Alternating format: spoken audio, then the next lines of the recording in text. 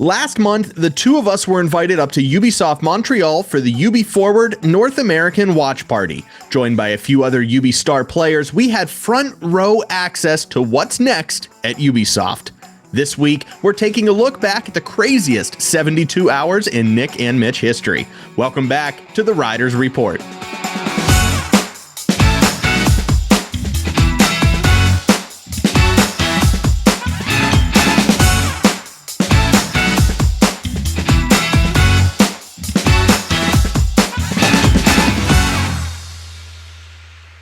Before we get started today, we want to recognize our existing YouTube members. A special thank you goes out to executive producers Bone Crusher 2D, Coach 34, and my mom, and our fans and Fans Plus.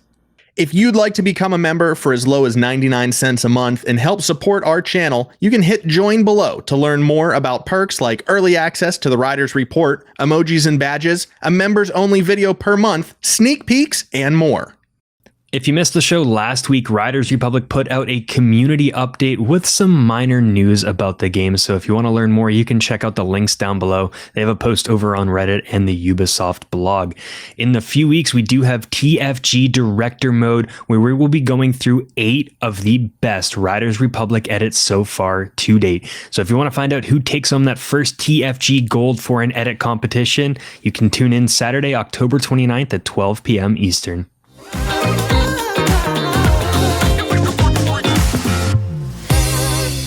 All right, are you ready to get into this? Finally, it's been a month since we've been there? We plenty of time to let this breathe, but it's time to pull the scrapbook back out, sit everyone down, make sure everyone's looking, make sure you can see the screen for this week's main topic because we will be sharing some pictures from said scrapbook. So let's just start out with the bare bones. Way back in 2020, Mitch and I were nominated as Ubisoft star players on behalf of Steep and Riders Republic. It is a huge honor, was and still is a huge honor to be considered by the devs at Riders and Steep to be, at Ubisoft star player level. So we joined that higher community. I don't know what you want to call it. It's Ubisoft star players. And then the world shut down. So we were supposed to go to Ubisoft E3 in LA in 2020. And COVID hit like a month before we were supposed to go. So right as travel was getting booked and we were trying to plan our calendars, the world just imploded on itself. So we took a breather. Ubisoft said, hey, sit tight. When it is safe to be back together again, we're not going to forget the 2020 members, the 2021 members. We're going to make sure all of y'all are taken care of. And E3 has gone by the wayside. So Ubisoft Forward has taken the place of that, early fall, getting ready for the holiday season premiere of video games. And Ubisoft had it all across the world, had a couple watch parties, and we were invited to the one up in Montreal. Yes, and that is one of their major studios, I would say, in North America. Yeah. I think in California, they have another one. But Montreal's been a marquee studio for them for a long time. And so the way they set this up, they had Ubisoft star players, they had gaming media channels that kind of cover the news. They had local gamers that were just invited. If you were in Montreal or around, you could get tickets as well. So there was a large mix of people that were invited to the event, and they had different stations where you could play some Ubisoft games. They had events going on, they had performances, and then of course everyone got together to watch the actual Ubisoft Forward presentation so we could learn about it all at the same time.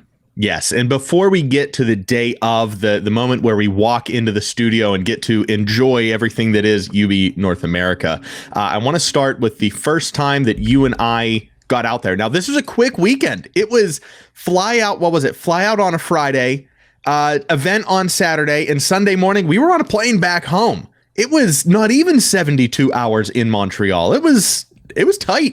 Yeah, I think we landed early afternoon and about half an hour apart from each other. So on the previous trips, you would get there a few hours before me, several hours.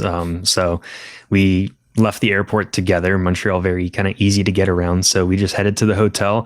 And like a lot of our trips, we love to explore the city and not come up with a plan. So we just picked a direction, some cool things we wanted to see, and started walking through Montreal. Yeah, loved it. We had this ambitious goal going to Montreal that It's no surprise at this point that Mitch and I are both huge hockey fans, diehard, avid Pittsburgh Penguin hockey fans. We both grew up watching it. We both grew up loving the team, and we both played on the same high school team for 2 or 3 seasons. 2 seasons. One. Yeah. One? Did we only play 1 season? Okay, well, the amount of street hockey that we've played together equates for at least 2 other full seasons. Mitch and I have been hockey buddies before video games were even in the question. Hockey was the first thing that brought us together. Then band, marching band, and playing trumpet. Then video games. So, I mean, this is deep. Both of us being hockey players, we decided, hey, what better chance do we have than to go on a roller skate tour of Montreal, one of the original NHL cities, the Canadiens being one of the oldest teams in the world playing the sport. Let's go roller skate through this city. So that was the only plan that we had. We're going to find sometime, someplace, somewhere, somehow to strap our skates on and go for a skate. So Friday when we get there, we decide that we have some time to kill. We have an entire evening. I think we got there around 5, so right around dinner time. Let's get dressed, let's go explore, and let's check some things off of that skate list. Because I think when we went up there, we had, 13 and a half or 14 miles worth of a skate trip planned? Yeah, I think it was intense. 16. At 16 miles, we were going to skate to hit all of the major parts of the city we wanted to see. Of course, we had to see where the Olympics were held in Montreal, and that was a good distance from where we were staying.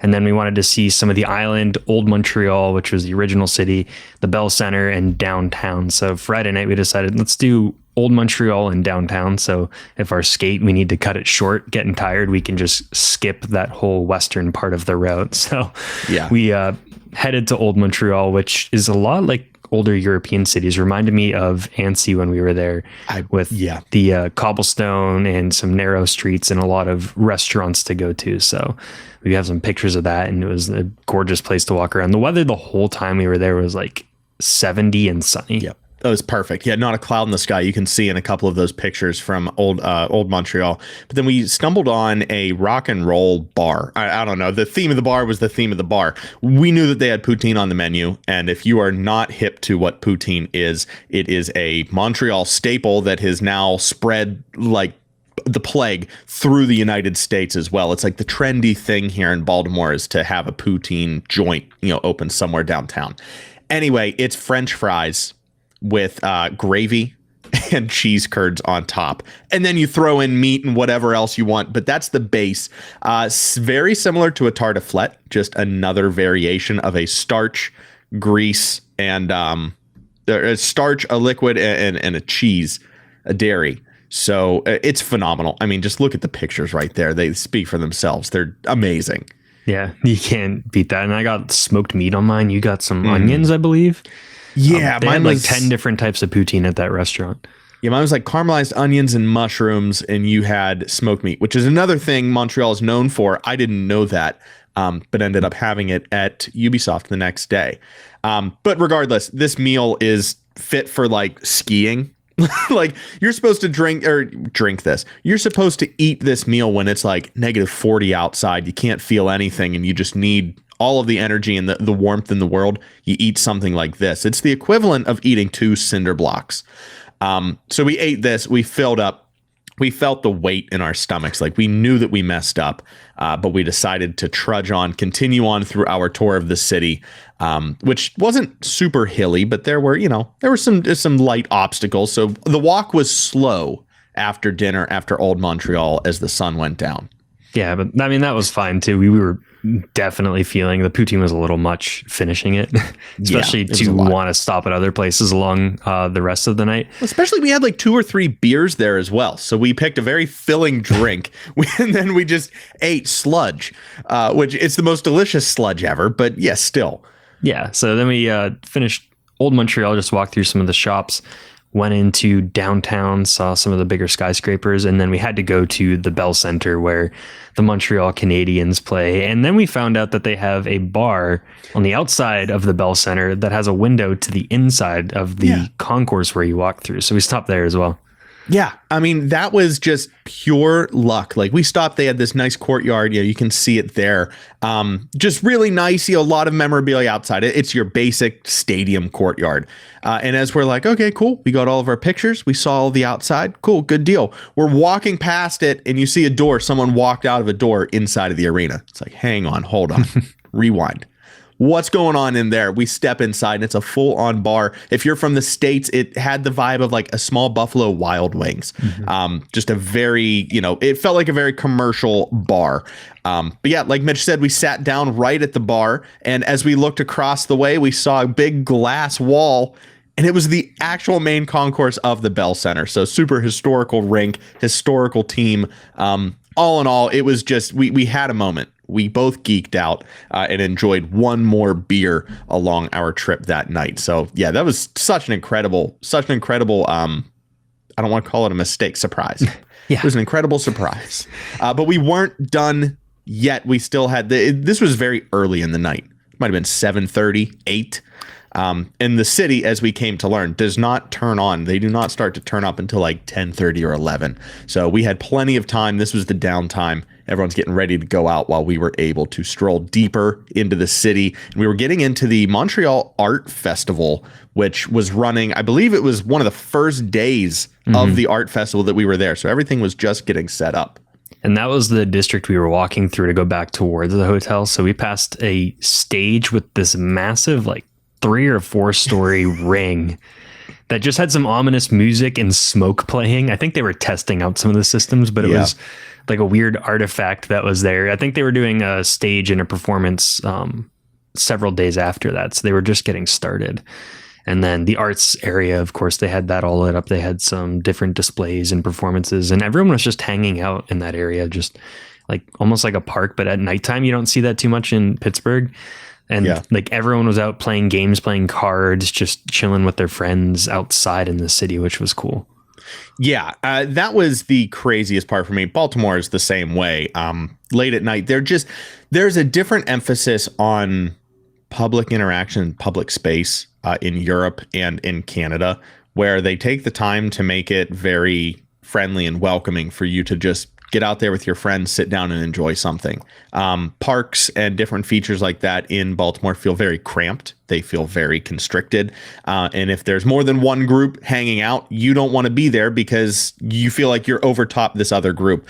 So huge open spaces just for foot walking, for foot traffic in Montreal. It was really awe-inspiring. And like I said, this was getting later in the night. Everywhere we went was like a 20, 30-minute walk. It was just getting later and later. And we felt like we were seeing more and more and more people as the night was going on. I think we were walking into a nighttime district as well. So that probably had something to do with it.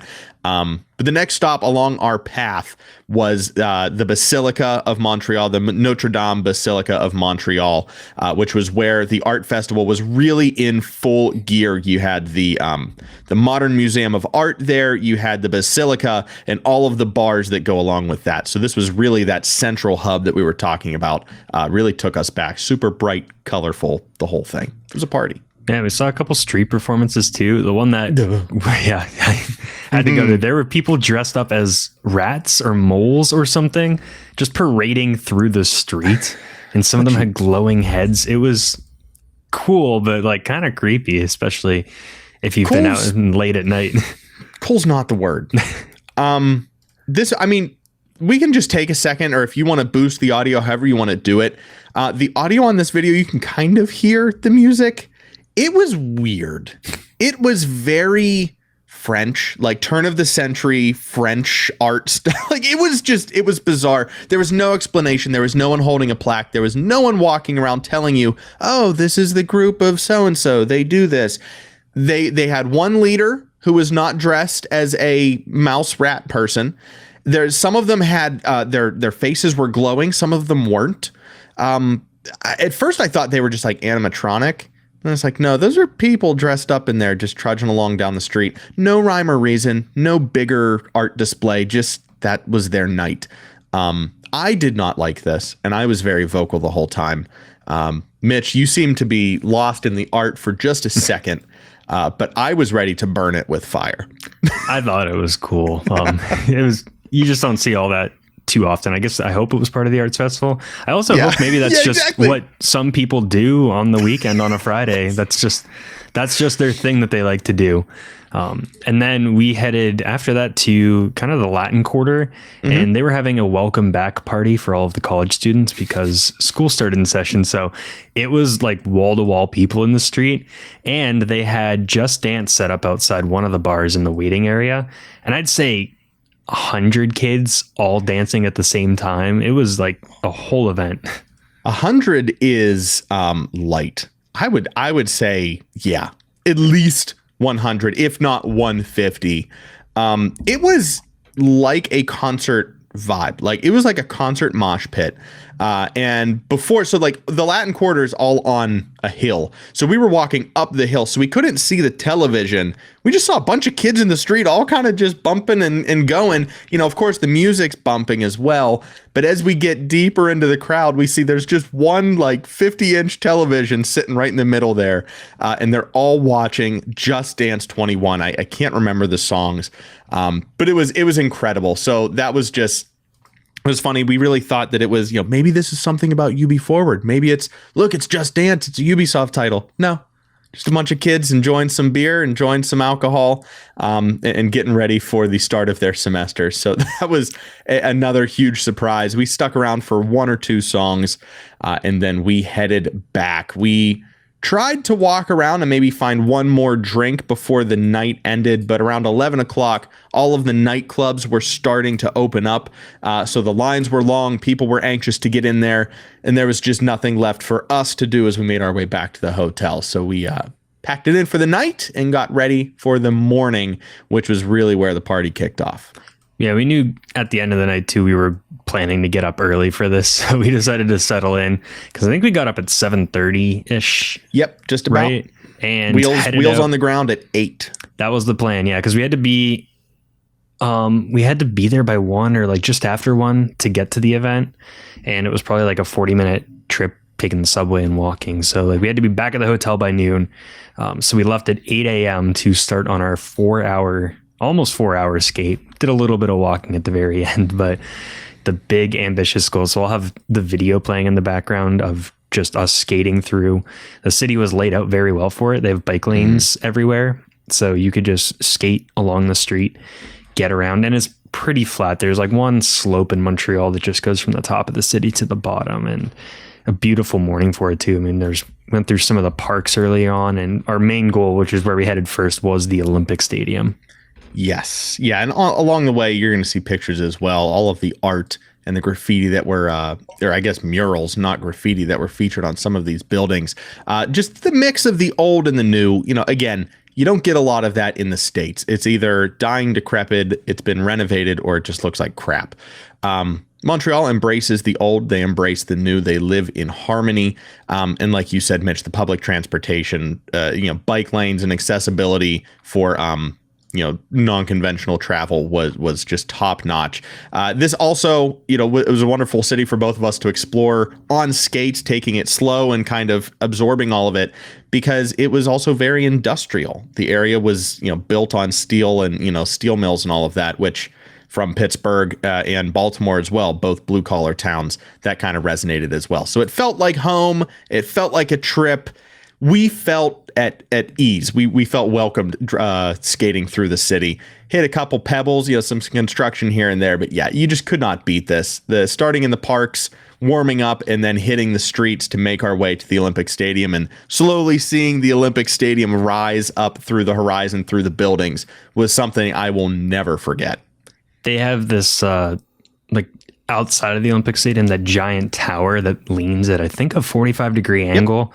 And that just sticks out over the rest of the city, because outside of the downtown segment, it seems like they have what you see in a lot of areas, like height restrictions on buildings. So nothing really more than 4 or 5 stories and a lot of trees. Mm-hmm. So it almost looks like a just densely packed neighborhood with all the trees and a couple buildings poking out, and then there's a massive tower in the distance. So it was easy to just see it and then start heading in that direction.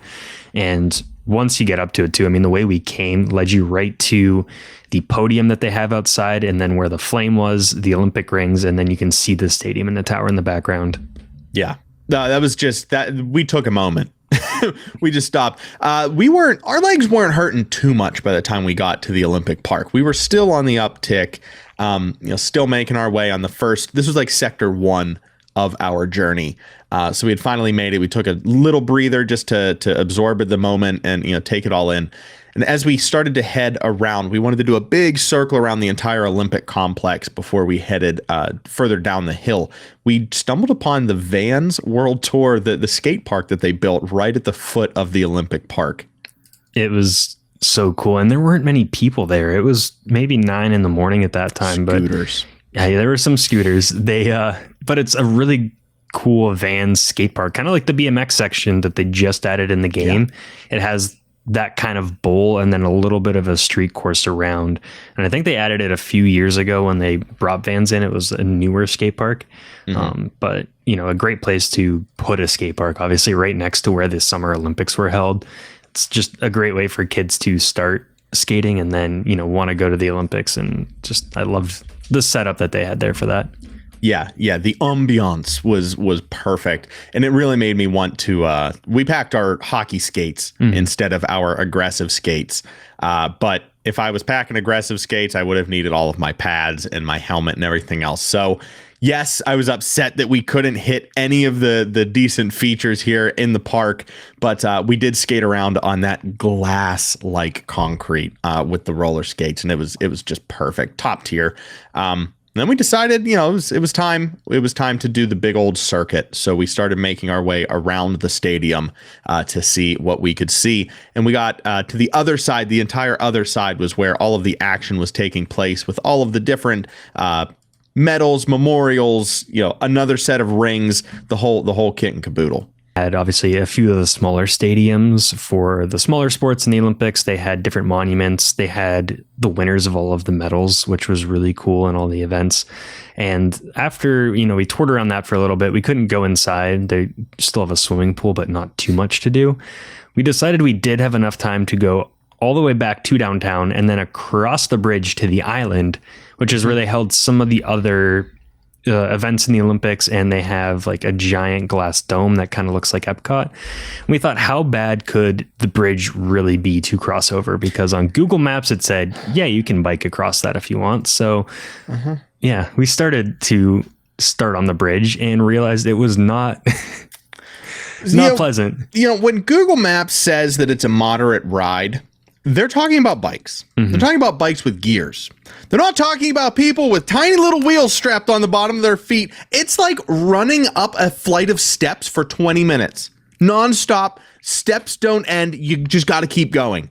And I thought, maybe when we get onto the other side, it'll go down as steep as it was going up. Nope. The island in the middle of Montreal is at a higher elevation than the rest of the city. So we went up the bridge, and then it kind of just leveled out, and we were on the island. So it was just a lot of uphill push. By the time we got to the island, I was calling Mitch names that I cannot repeat on YouTube. But it was breathtaking. It was an amazing end to the trip. We didn't plan this at all. Again, that's our favorite thing to do, is just not plan and figure it out. We were really dreading the ride home. I had been looking at ride shares and Ubers and Lyfts to get us back to the hotel. Thankfully, we found a metro. So we were able to hop on the metro. We grabbed some Tylenol for all of the swelling. And I think we totaled it was just under 13 miles through the city. Mm-hmm. It was 12.6 miles. I have the map up.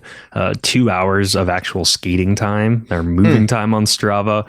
And then I think we hit 20 miles an hour at one point, or at least I did. I don't know if you kept up with that. It was that hill. We hit that one residential hill where we just both bombed it. It was amazing.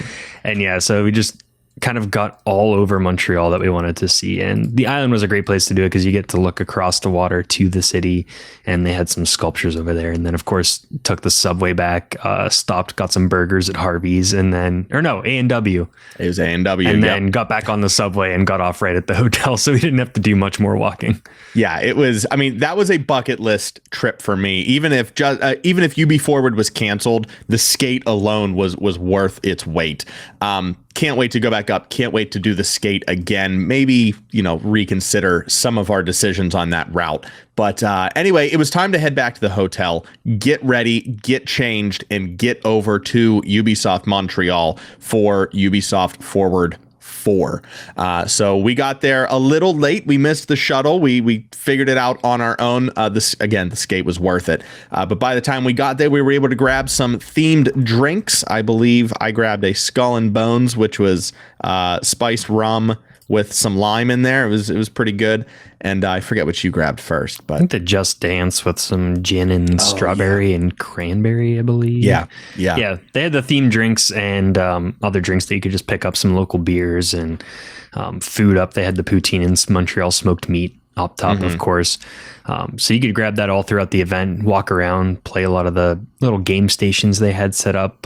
You could get Skull and Bones t-shirts, which we both got, and then the game got delayed again. Yeah, I don't want to talk about it. We got a t-shirt at least, so we have that if the game never comes out. Yep. And then we got to watch the event. They had it all upstairs, but they actually took some of us down to watch it in a different room. So it was kind of cool to just relax and get away from the crowd for a minute, watch the event. And we had our reactions because that's when they posted the BMX trailer for Riders Republic. Yeah, our first watch of the BMX trailer was done in a room with other Ubisoft star players. It was a rather quiet room, so Mitch and I's reactions had to be muted. If I was in the main room with everybody else, I probably would have been hooping and hollering like I was at an American football game. But we kept our composure. We watched everything. We got hyped. It was a wonderful time. And that was, the event was mainly focused on just watching the Ubisoft Forward premieres, along with game testing and playing a couple different games. So I think we played Trackmania, we played Roller Champions, we played Assassin's Creed in VR, we played a Notre Dame tour in VR, and of course, we sat down and we set all of the high scores on the Riders Republic demo screens as well. We showed up those 12-year-olds that were waiting in line. I was the version I picked up, I was stuck back in the tutorial again, so I had to run around Riders Ridge and all of that. Got a few events. So they had that before and after the show. And then at nighttime, or close to nighttime, they opened up the rooftop bar, which they have at the studio because, of course. And, we had sunset. They had the DJ move up there, and it was just, a great way to cap off as the sun was setting in Montreal. Yeah. I mean, it was wonderful. That was the social hour. We were able to continue sipping some drinks and just talking to other creators about their content, about their setups. We really got into some discussions over microphones and cameras and lighting. It was a wonderful time and a very short-lived time at Ubisoft Montreal itself. But boy, I really feel like I got a ton out of that. Just very short amount of time, just a quick afternoon with other creators from other Ubisoft titles.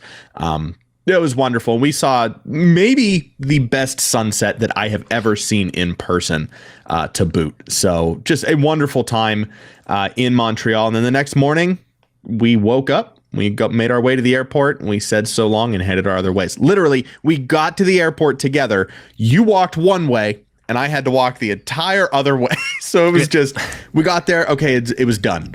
Always happens that way with us. You were going to Toronto first, and I wasn't, so I had to go through a different area than you did. But I think we ended the same way we've ended a couple of those trips where, like, we finish up, we're at the airport and we're like, all right, we'll see you on the next trip for Ubisoft or for video games, because we don't see each other that much outside of that.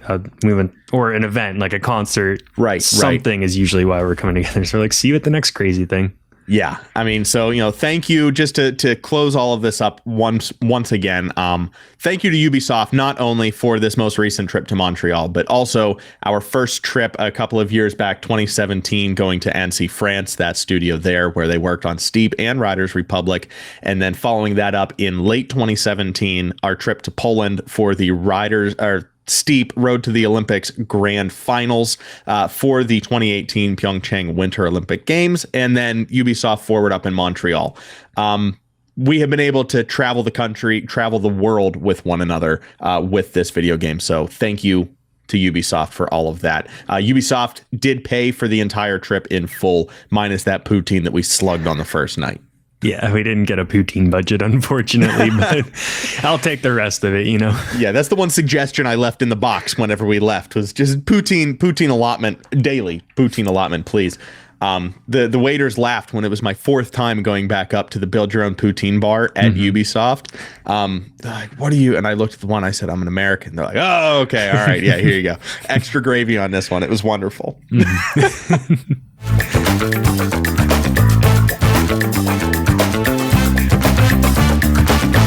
We do have a lighter week for this week's Riders Roundup. So in the background for the end, we do have Hollow Endeavor's dirt BMX session in the Canyonlands. He's taken that, I'd say, rarely used dirt version of the BMX out into Canyonlands, beautiful area. And of course, Hollow Endeavor's got the tricks to back it up. This week, we do have 2 premieres that are premiering on Tuesday. So yesterday for you, Ian Hawk BMX has one and Kuno has another. Make sure you check both of those out, and we might touch on our thoughts next week. We're sure they're going to be great since they are premieres. These got to be big videos, and I'm excited to see what they have. Yeah, big hitters coming at you this week. Again, if you didn't catch the premiere yesterday, you can click those links down below to get over to that brand spanking new content from the community. That's going to do it for episode 48 of the Riders Report. Thank you for joining us for episode 48 of our first 100 guaranteed episodes. Mitch, episode 50 is coming up real quick. We do have something planned. It's going to be a pretty in-depth conversation that week. So make sure that you're sticking around. At least in 2 weeks' time, we're going to have a pretty substantial main topic for you. A special thank you goes out to our YouTube members who make this and every video possible on the channel. Executive producers Bone Crusher 2D, Coach 34, and Mama Bell, along with co-producers Fans and Fans Plus. And Fans and Fans Plus. Wow, killing it. You are good at that. If you want to become a member, you can hit join down below to help support our channel. Helps us, put it to some good use to buy assets and transitions, music, the whatnot. You also get some early access to videos, emojis, badges, members only video, sneak peeks, everything else. Or you can just subscribe and you'll catch all of our great Riders Republic content like this. The whatnot was 14 pounds of poutine while we were in Montreal. No, I'm kidding. We didn't use membership money for our drinks or beer up there. Everything will go towards next year's poutine budget. We'll call it there. And please support the channel. If you can't support our poutine addictions, you can also just subscribe for free to catch all of our Riders Republic content over here, including this show, which airs every Wednesday at 9 a.m. Eastern, along with our X Game style competitions. The Tartiflette Games Director Mode, once again, scheduled for Saturday, October 29th at 12 p.m. Eastern. Make sure you hit that bell when the video goes up. That's gonna do it. You have any last thoughts? No? Oh, all right. Let's close it out. We'll see y'all. Wow, sorry. That's Maryland creeping in. We will see Yins next week, same place, same time, for another episode of the Riders Report. I'm Nick. And I'm Mitch. And we'll see Yins on the slopes.